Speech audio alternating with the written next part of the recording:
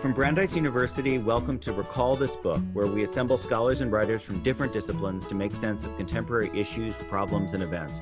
I'm John Plotz, and our RTB virtual guest today is the great novelist Ben Fountain. He's most recently the author of a 2018 collection of essays, Beautiful Country, Burn Again. A lot of those, I first saw a lot of those in The Guardian. But he's also the recipient of a Penn Hemingway Award for Brief Encounters with Che Guevara, Stories of 2007, and the National Book Critics Circle Award for Fiction for his debut novel, and this is how I first came to know his wonderful fiction, Billy Lynn's Long Halftime Walk from 2012. And it was also made into a movie, kind of a weird movie, I thought, by Ang Lee. Ben, thank you so much for being here. It's a pleasure. Thank you for having me. Great. So this is another installment in our Books in Dark Times series, which asks what books we turn to for guidance, sustenance, and encouragement at moments like this. So as you can probably guess from the title, it takes its inspiration from Hannah Arendt's Men in Dark Times. And one of the things that book argues is, quote, that even in the darkest of times, we have the right to expect some illumination, and that such illumination may well come less from theories and concepts than from the uncertain, flickering, and often weak light that some men and women in their lives and their works, so we're thinking about books especially, will kindle under almost all circumstances and shed over the time span that was given them on earth. So the questions that I'm going to start asking Ben today are the same ones that apply to you, dear listeners. We want to know what kind of works are sustaining you, what is engaging you, what is irking or prodding you to action at this strange and dark time. So Ben, one of the things that a lot of these conversations have been about that question of whether what you want in the world building of the books that you turn to, is it the capacity to just be in that other space for a while, or it sometimes seems like what people want is a capacity to recognize their own world in that book, so that they could either be a this worldly or a that worldly experience. I don't think they're mutually exclusive. I think there is, the old Venn diagram overlap going there. And to the extent that you do disappear into the story, eventually you come out.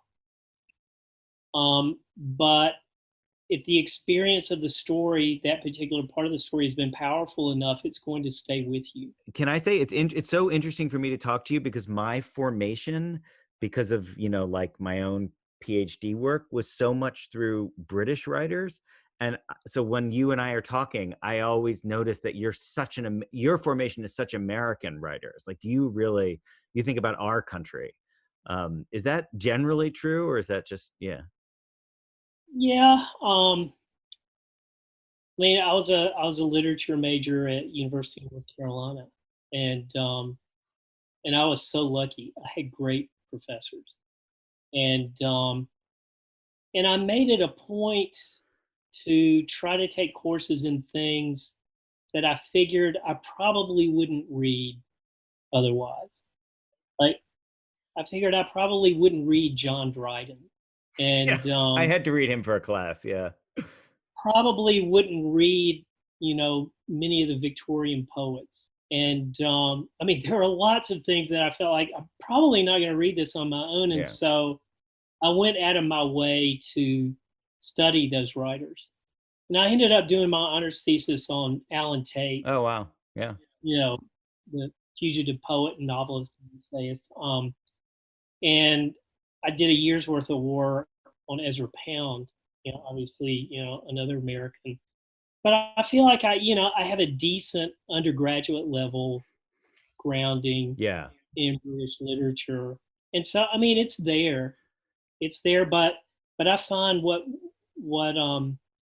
when I follow my head and my heart, it usually focuses on America. And that was really my question. It wasn't meant to be a, like, let's compare our book list question. It was like, because I think I'm coming, now in my 50s, for me, like, people like Mark Twain and Willa Cather are coming alive, and science fiction too, in a way they hadn't before. So I'm yeah, when I follow my heart now, I'm going more towards American writers. And I was sort of wondering, yeah, had it sounds like it's kind of always been the case for you that your heart has always been somewhere in America, in the American canon. Well, yeah, I mean, when I started writing, believe me, I did not have a plan. I mean, I practiced law for 5 years and then quit cold turkey and started writing. But as the years have gone by, I've found that's where my instincts lead me. Hmm. Often the stories are dealing with Americans who abroad or who have had formative experiences Yeah, abroad, and they might still be overseas or maybe they've come yeah. home. But yeah, I mean, So Joan Didion, is she interesting to you?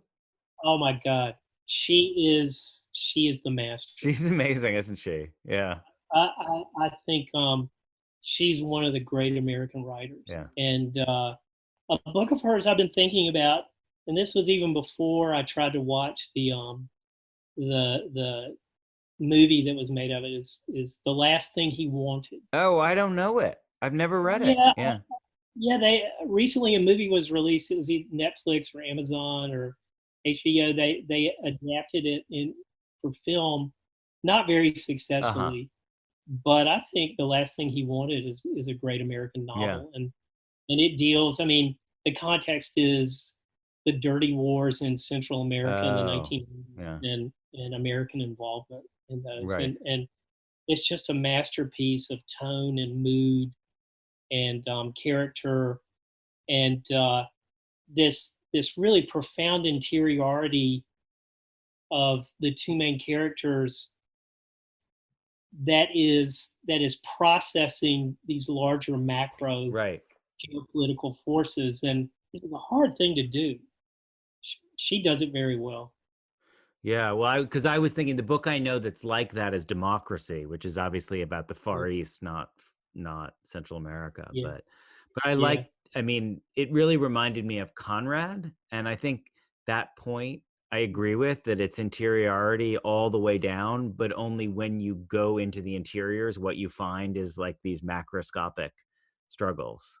Yeah. yeah, yeah, exactly. Yeah, I mean, there's the interior life, and then the public life, the external life, the social life, but they're all bound up Yeah. together. And there's obviously no clear, dividing line. It was around 2004 when George W. Bush got elected. I won't say he got reelected. But when he got elected, and I came to the realization I don't understand my country. Yeah. And so I started consciously seeking out writers who had gone straight at the problem, the mystery of what is America. Yeah. And Joan Didion was very high on that Yeah. list. And Marilyn Norman, Robinson. hmm? Marilyn Robinson. Absolutely. Let's see. The first were Joan Didion, Norman Mailer, Norman Mailer. Yeah. James Yeah. Baldwin, um, Yeah. Gary Wills. Yeah. He's done a lot of great work. Yeah. And then I found my way to Marilyn Yeah. Robinson, and she continues to be a revelation. Um, with her books of essays, and then the things she's currently publishing in Harper's and the New York Oh, Review of I don't Books. know those. What is, yeah. Oh, she's Yeah. wonderful. Oh, I mean, great. the last thing I read by her was this deep dive into the Puritans and the Puritan legacy, Oh, I and have read a couple of those actually. Yeah. Yeah. The, and, and, yeah. um, and they're very nourishing, uh, but they go down like they go down easy. Yeah. I mean, it's like she's telling Yeah. stories. And, I still will pick her fiction over her nonfiction any day of the week. I mean, I do. I mean, she's a great writer. I agree with you, but housekeeping still strikes me. Like when you go back that question, the way you raised it, I don't understand my country. Like what is going on, you know, inside of us. I feel like housekeeping has something, there's something there about those who stay and those who go. the way Yeah. that we're a country that's defined by like our tight knit communities, but also this, you know, the emphasis on being able to light out for the territories at the same Mhm. time, and that makes you kind of disaffected and alienated, even though it makes you free too. And yeah, I she's amazing. Yes, she is. Zadie Smith has been writing great stuff. Again in the magazines, New York Review of Books and Harper's, and I mean, she is looking directly at contemporary issues, Hmm. and so when I see something by her, I immediately grab it. Yeah. And I think the latest thing she had in the New York Review of Books was a piece on Kara Walker, Oh yeah, Kara Walker. Yeah, the sugar baby. She's amazing. who is that is a great American artist. She scares the living piss out of me. I mean, appropriately. Yeah, I mean, appropriately. She wouldn't be doing her job. I mean, that is no, her job, is to scare you. Yes. I mean, there are huge chunks of American history that should terrify us Hmm. and terrorize us and horrify us. And Kara Walker does it like no one I've ever seen. Well, one of the So, reasons I really like Arendt is her insistence that you cannot be sure that the truth will come out at any given moment. Like the flim flam can go on, the hot air can stay in the balloon a long time, but you can know that it will happen. I mean, and I really appreciate her. She's pessimistic, but she's hopeful, like she has yeah, a vision of what it takes to see the truth. And like you said, so much reality. You need so yeah, much. her clarity of vision is really extraordinary. Yeah. She would not look away. Yeah. Um, and there is this core of compassion and humanity to her that, um, I mean, she reminds me of Camus Hmm. and James Baldwin. Yep. I mean, they do not look away. Yeah. They look with absolute clarity at the human condition. Um, but there's this human core to them that just comes through Yeah. in this very, heartening way. Yeah. Um, yeah, I mean, ultimately, reality is stronger than all of us. I mean, and we can maintain our fantasies. You know, some of us can do it longer, some not as long. There are differences in scale, obviously, but what the current president has done in American life is truly extraordinary. And like all great demagogues, he's had us under a spell or in a trance ever since he came down the Yeah. escalator in 2015. And sooner or later, it will break. Yeah. There will be too much reality. Yeah. Um, but my gut is telling me that's not going to happen before November of 2020. Yeah. Yeah. So Ben, that's the second time you've mentioned Baldwin, and I'm glad. I was trying to lead it back there, so that's great. Can you say more about why in 2004 or now that Baldwin seemed to provide an answer for you, or a roadmap? I haven't read him systematically, and I should get those Library of America volumes down and just read them straight Yeah. through. I keep meaning to do And, that with him. He goes so many directions though. So I tend to get, I follow one path, like the letter to his nephew. That's one thing. And like, yeah, it's just, yeah. So it's hard to yeah, just read him straight through. Yeah. I mean, his mind is so Yeah. alive and so subtle. I mean, he's got to be one of the top two or three or four American writers of all, and came out of nowhere. Hmm. I mean, which proves genius is everywhere. If it's given a chance, half a chance, 10% of a chance. I remember reading if Beale Street Could Oh Talk yeah. Yeah. when it came out, and it came out like 76, 77, 78 Right. around. Right. And I think I was home from college and I went, I mean, I've always been a book nerd, and I would go to the public library once a week, and switch out my books. And it had just come out, and it was this nice hardback, and they had it, on display. So I got it and I read it. And the storyline is, gosh, I can't remember the young African American's name. Yeah, I Um, just saw the movie, but I can't remember anybody's name. So yeah. yeah, Um, but anyway, I mean, a cop in his neighborhood um, takes an extreme disliking to him, and it's a white cop, and our guy is black, yeah, and basically he is. I mean, he's he takes the fall for a brutal rape that he was nowhere near, and he has an alibi for it, yeah, and he still takes the fall for it. And it all comes out of this very personal animus. And I mean, I was a white kid in the suburbs, in 1977, 78. And I'm reading it, and it seemed like such an extreme situation. yeah. I mean, I was wondering, does this kind of thing really happen? Right. And so for years afterwards, I walked around with that in the back of my mind. And every once in a while, a data point, I call it a data point, an anecdote would come along and say, yeah, it would make me think, yeah, that stuff really does happen. Um, and then, of course, once we got cell phones and video, I mean, it happens all the time. I mean, it's a freaking massacre out there. Yeah, And I just remember, I mean, I carried that book around in my head for 40 years. yeah. And Fawny and Tish, by the way. Alfonso, okay, Fawny. Fonny. I was Yeah, thinking Sonny. yeah, Yeah, Fonny. yeah, But I mean, I didn't believe it. I didn't disbelieve it. I was suspending belief all that time. But the facts, demonstrable facts, the proof, the evidence showed that Baldwin absolutely had it accurate. yeah. Yeah, it's so It interesting. had it took Yeah, me 40 years to, yeah, yeah, yeah. Well, I know I'm really glad the movie came out.